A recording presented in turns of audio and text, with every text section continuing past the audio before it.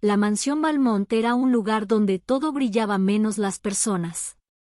Construida sobre una colina con vista a la ciudad, sus jardines perfectamente simétricos y su fachada neoclásica parecían sacados de un catálogo. Pero en su interior, entre corredores de mármol, alfombras importadas y obras de arte que costaban más que una casa común, predominaba el silencio. Allí trabajaba Vivian, una joven de 25 años que había aprendido a moverse sin hacer ruido, a hacerse invisible incluso cuando hacía todo bien. Era la más nueva del equipo de limpieza, contratada hacía solo 3 semanas. Todos decían que era eficiente, respetuosa, callada. Y eso la mantenía empleada, por ahora. Su rutina comenzaba a las 6. Doblaba toallas, pulía superficies, ordenaba oficinas vacías. Nunca se quejaba. Para ella, tener un trabajo estable era una bendición, aunque le costara los pies. Cada noche volvía en bus, hasta un barrio olvidado. Compartía un pequeño departamento con su hermana menor, Camila, que desde los 14 sufría una enfermedad renal crónica que le impedía llevar una vida normal. Vivian había abandonado la universidad cuando su madre murió. Con apenas 20 años, se convirtió en madre, hermana y sostén. Desde entonces trabajaba sin descanso. Su vida era simple: cuidar a su hermana, pagar las cuentas, no llamar la atención. Y en eso era experta.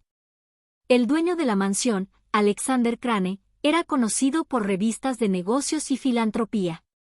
Un hombre que construyó un imperio financiero antes de los 40 y que, según decían, había dejado de sonreír desde que perdió a su esposa en un accidente de avión 5 años atrás. No tenía hijos. Vivía rodeado de lujos pero solo. Su trato era cortés pero distante. Nunca se detenía a mirar a su personal. Para él, todos eran parte del decorado funcional de su vida. Hasta que una noche, todo cambió. Era un viernes lluvioso. La tormenta caía sobre la ciudad. En la mansión, Alexander había organizado una cena con algunos socios estratégicos. Vivian, como siempre, fue asignada al servicio. Sirvió vino, retiró platos, limpió discretamente cuando alguien derramaba algo. Nadie notó su presencia, como de costumbre. Cuando la cena terminó y los invitados se marcharon, el silencio volvió. Vivian caminaba por el pasillo con una bandeja de copas vacías cuando escuchó un golpe seco, algo entre un ruido y un suspiro ahogado, proveniente de la biblioteca. Al acercarse, encontró a Alexander desplomado en el suelo, con la mano en el pecho, el rostro lívido y los labios amoratados. Por un segundo, el tiempo se detuvo. Vivian dejó caer la bandeja. No pensó, solo actuó. Se arrodilló a su lado, buscó su pulso, notó la respiración entrecortada. Recordó las enseñanzas de su abuela enfermera. Llamó a emergencias, gritó la dirección. Mientras tanto, le aflojó la corbata, le habló para mantenerlo consciente, y cuando dejó de respirar, le practicó reanimación cardiopulmonar. Estuvo así durante minutos hasta que llegaron los paramédicos. Uno la apartó con delicadeza. Otro se sorprendió.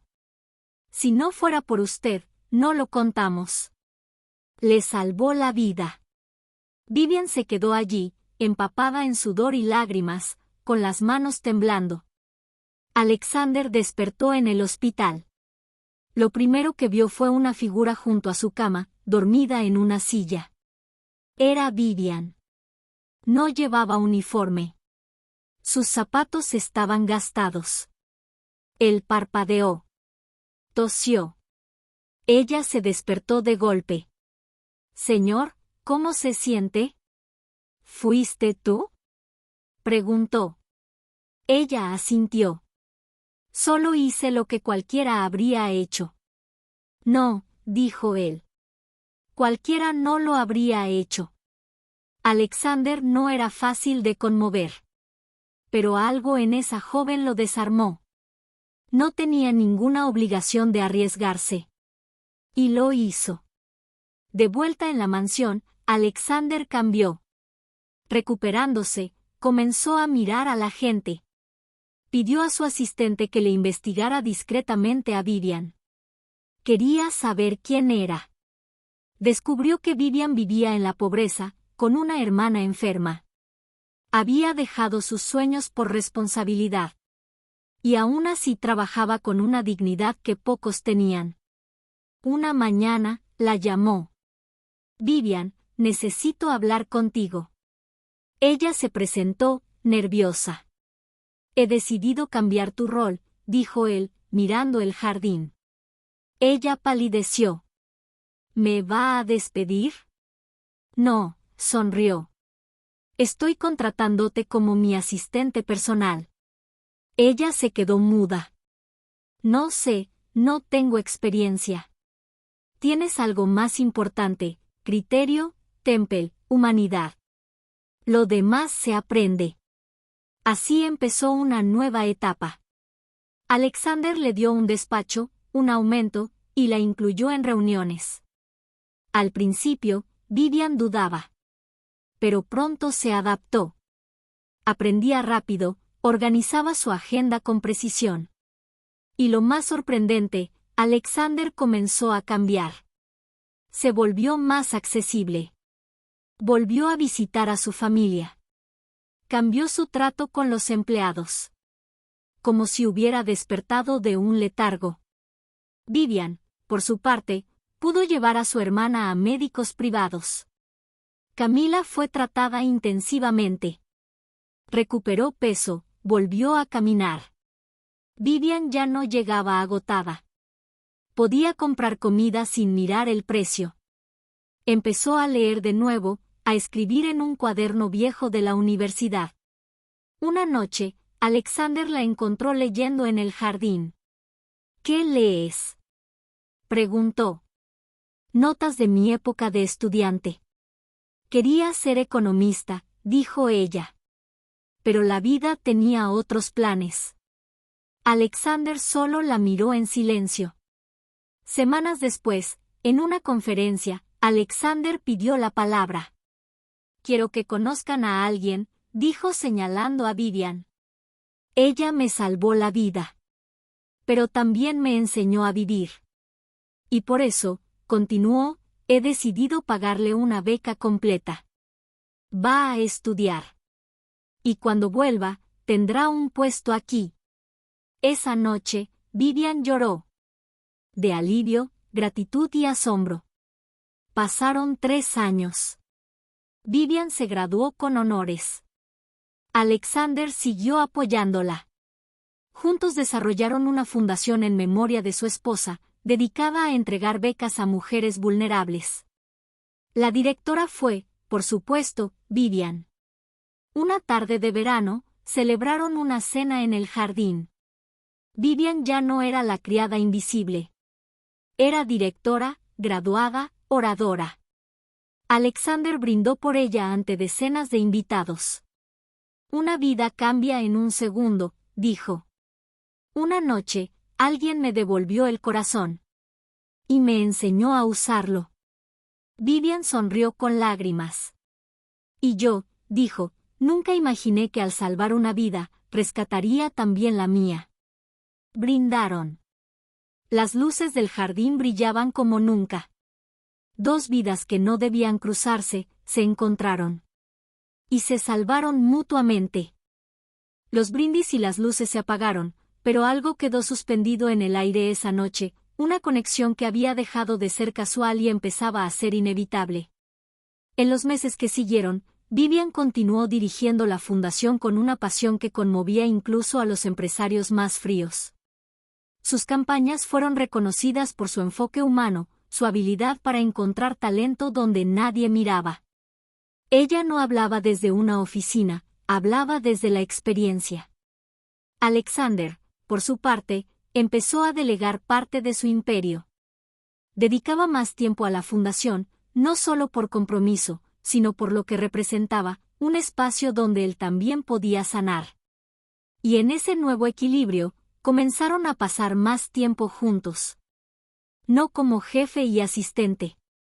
No como benefactor y becaria, sino como dos personas que compartían algo profundo y difícil de explicar. Un día, después de una reunión en una escuela rural, se detuvieron en una pequeña cafetería. La lluvia golpeaba los ventanales, y entre sorbos de café, Vivian lo miró y dijo: ¿Alguna vez pensaste que tu vida daría este giro? Alexander sonrió. No. Nunca imaginé que una criada me enseñaría a vivir. Ni que el amor pudiera volver. Ella bajó la mirada, sin saber si había escuchado bien. ¿Amor? Él no respondió enseguida. Solo la miró, con una mezcla de vulnerabilidad y certeza.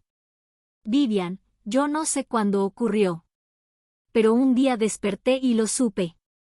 No solo me salvaste la vida. Me devolviste el alma. Ella sintió como su corazón se aceleraba. Las palabras que había contenido durante años querían salir, pero temía que decirlas lo cambiara todo. Yo también lo sentí. Desde hace tiempo. Pero pensé que era imposible. Lo imposible ya pasó hace mucho, dijo él. Esa noche no hubo declaraciones grandiosas ni promesas eternas. Solo una verdad compartida, tejida con tiempo, respeto y cicatrices. Pasó un año. Vivian y Alexander, ahora pareja, trabajaban codo a codo. La fundación creció, abriendo sedes en otras ciudades. Camila, la hermana de Vivian, inició sus estudios en medicina, inspirada por los médicos que la cuidaron cuando era niña. Vivian no necesitaba lujos, pero Alexander, sin ostentaciones, transformó una parte de la mansión en un hogar cálido, con plantas, fotografías y hasta un viejo piano que ella solía tocar en su infancia. Un día, frente a un grupo de estudiantes becados, Vivian compartió su historia por primera vez públicamente. Contó cómo había empezado limpiando suelos, cómo casi nadie la miraba, y cómo un gesto, uno solo, podía cambiar el rumbo de una vida. Terminó con una frase que quedó grabada en muchos corazones. A veces creemos que no valemos nada porque el mundo no nos ve. Pero basta que una sola persona nos mire y nos crea. En la última escena de esta nueva etapa, en una noche tranquila, Alexander y Vivian estaban sentados en el jardín de la mansión, el mismo donde ella antes pasaba sin ser notada. Él tomó su mano. ¿Te arrepientes de algo? Ella lo miró, con una sonrisa suave. Solo de no haber creído antes que merecía todo esto. Tú merecías mucho más, dijo él. Yo solo ayudé a que lo vieras. Y bajo las estrellas, sin discursos, sin música, se besaron. No como el millonario y la criada, sino como dos almas que, por fin, habían llegado a casa.